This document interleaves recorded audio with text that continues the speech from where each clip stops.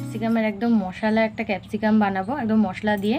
তো দেখুন এখানে আমি অনেক কটা ক্যাপসিকাম নিয়ে নিয়েছি, আর এখানে কয়েকটা এরকম কিউব করে কেটেও নিয়েছি। প্রায় অনেক কটাই ক্যাপসিকাম আছে।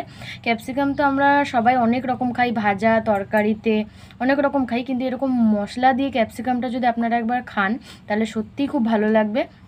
আর রুটি বা পরোটার সাথেও কিন্তু খুব ভালো যায় এটা। আর এর সাথে আমরা পেঁয়াজও দেবো। তো কীভাবে বানাই অবশ্যই আমি আপনাদের দেখাবো। তো এগুলোকে ভালো করে কেটে আমাদের ক্যাপসিকাম আর পেঁয়াজটা ভালো করে কেটে নিয়ে আমরা ধুয়ে নিয়েছি, আর কড়াইয়ের মধ্যে দিয়ে দিয়েছি সাদা তেল, একটু বেশি করে দিয়েছি।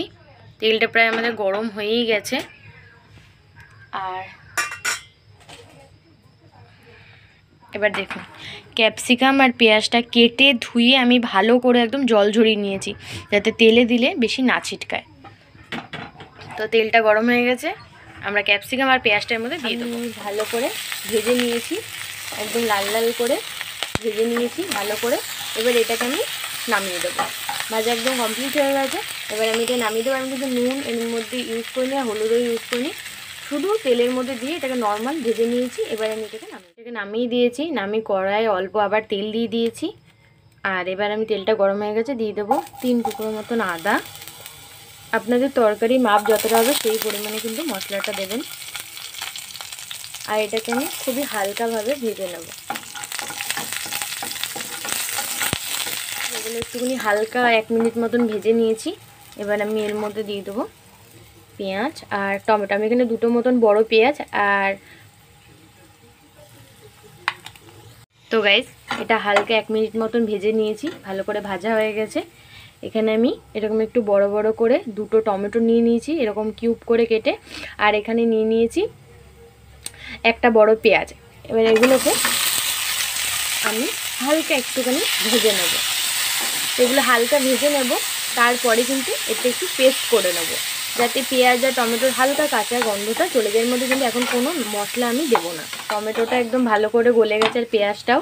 আর এটাকে এবার নামিয়ে আমি একটুখানি ঠান্ডা করব, তারপরে এটাকে কিন্তু আমি মিক্সারে ভালো করে পেস্ট। মশলাটা রেডি হয়ে গেছে। এবার আমি দিয়ে দিয়েছি কড়াইয়ে তেল, আর দিয়ে দেবো অল্প পরিমাণে বাটার, আর দিয়ে দেবো লং, এলাচ আর দারচিনি ফোড়ন। আমি ফোড়নের পর আবার একটুখানি তার মধ্যে 2টোর মতন তেজপাতাও দিয়ে দিয়েছিলাম। তেজপাতাটা অবশ্যই সব রান্নায় দেওয়া উচিত, কারণ তেজপাতাটা খাওয়া খুবই ভালো, এর মধ্যে অনেক রকম উপকার আছে। তাই আমি 2টো তেজপাতা দিয়ে দিয়েছি। আর মশলাটা যেটা পেস্ট করে এনেছিলাম সেটা দিয়ে দিয়েছি। মিডিয়াম টু লো ফ্লেমে এটাকে একটুখানি কষে নেব, যতক্ষণ এর ভেতর থেকে তেলটা না ছেড়ে যাচ্ছে।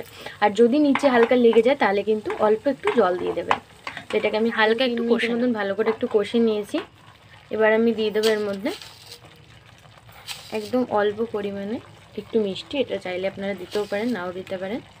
যেহেতু টমেটো আছে, টক আর মিষ্টিটা ব্যালেন্স হবে, সেই জন্যই দিলাম। আর এখানে দিয়ে দেবো কাশ্মীরি লঙ্কার গুঁড়ো, আর দিয়ে দেবো ধনের গুঁড়ো। সব কিছু আমি হাফ চামচ করে দিচ্ছি। আর দিয়ে দেবো জিরের গুঁড়ো, আর দিয়ে দেবো পরিমাপ মতো ঝাল লঙ্কার গুঁড়ো। যতটা আপনারা ঝাল খাবেন সেই পরিমাপে দেবেন, আমি খুব বেশি দেবো না। আর দিয়ে দেবো পরিমাপ মতো নুন। নুনটা একটু বুঝে দেবেন, কেন কি যেহেতু রুটি পরোটার বিষয়, তো সেখানে কিন্তু নুনটা একটু বুঝে না দিলে, বেশি হয়ে গেলে কিন্তু, যেহেতু এটা একদম গ্রেভি হবে, বেশি হয়ে গেলে কিন্তু তখন অসুবিধা হবে। নুনটা কিন্তু প্রথমে একটু অল্পই দেবেন, লাগলে পরে আবার দেবেন। তো এটাকে দিয়ে আমি আরও মিনিমাম 5-10 মিনিট ভালো করে কষে নেবো, যতক্ষণ এর তেলটা ভালো করে ছেড়ে না যাচ্ছে। ভালো করে কষে নিয়েছি, আমার কিন্তু কষাতে কোনো জল লাগেনি। আর দেখুন কত সুন্দর একদম তেলটা কিন্তু ছেড়ে গেছে, দেখুন সাইডে ওর মশলাটা এখন তেলের উপরে একদম ভাসছে, এত সুন্দর করে কষে গেছে। আর কাঁচা মশলার গন্ধও চলে গেছে। এখানে কিন্তু গ্যাসের ফ্লেমটা একদম লো করে আমি এখানে একটু টক দই দিয়ে দেবো। আর গ্যাসের ফ্লেমটা এই কারণে লো করতে বলছি, যাতে টক দইটা ফেটে না যায়। যত গ্যাসের ফ্লেম হাই থাকলে তত কিন্তু দই ফেটে যাওয়ার চান্স থেকে যায়। একদম লো ফ্লেম করে হালকা হালকা হাতে কনস্ট্যান্টলি নাড়াতে হবে, যাতে দইটা ফেটে না যায়।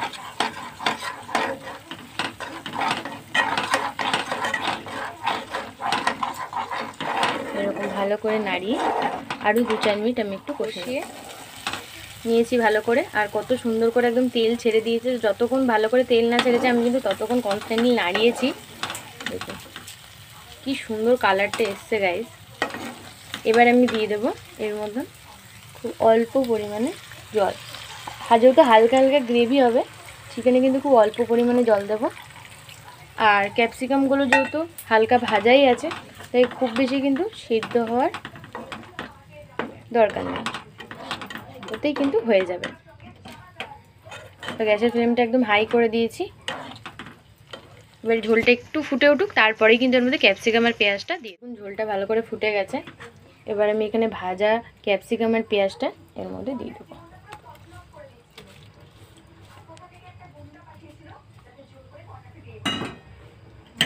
তো আমি গ্যাসের ফ্লেমটা হাই করে দিয়েছি।